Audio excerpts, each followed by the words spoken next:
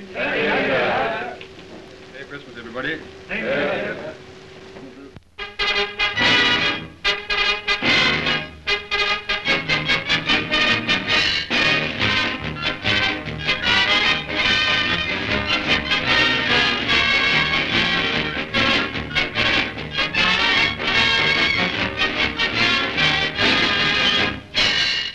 Sydney Cricket Ground, where all Australia seems to have foregathered to watch the first stage of the struggle for the Ashes.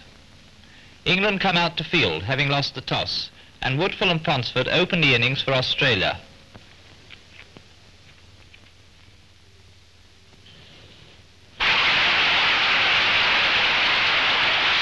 With the score at 22, Woodfull falls to a catch at the wicket by Ames off Bose, and Australia's troubles commence. Ponsford's defence is penetrated and his wicket is hit, but by a no ball. He keeps his end up for a time, though England's shock bowlers worry him.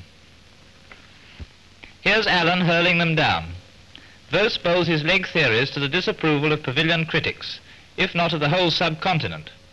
Larwood sends down his expresses faster than ever, and none of the Australians find the way to deal with them, until Stan McCabe comes in for fourth wicket when 3 wickets have fallen for 82.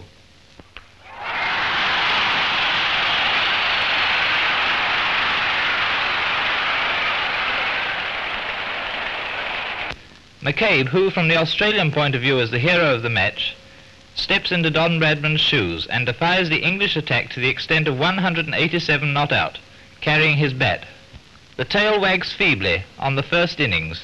Nagel bowl Larwood for a duck and O'Reilly bowl Vose for 4.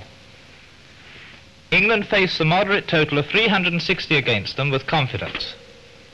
Sutcliffe and Wyatt put on 112 for the first wicket, and Sutcliffe especially is in his most polished form.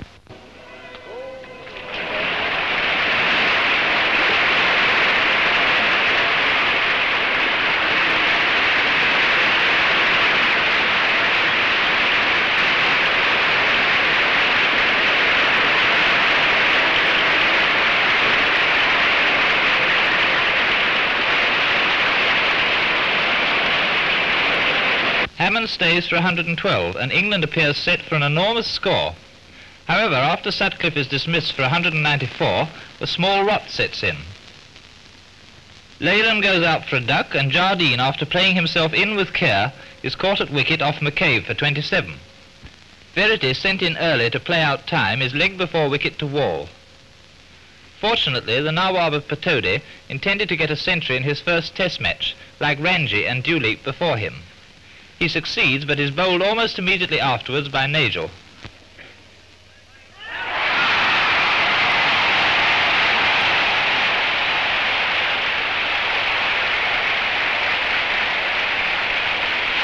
Larwood, going in 9th wicket, takes a duck.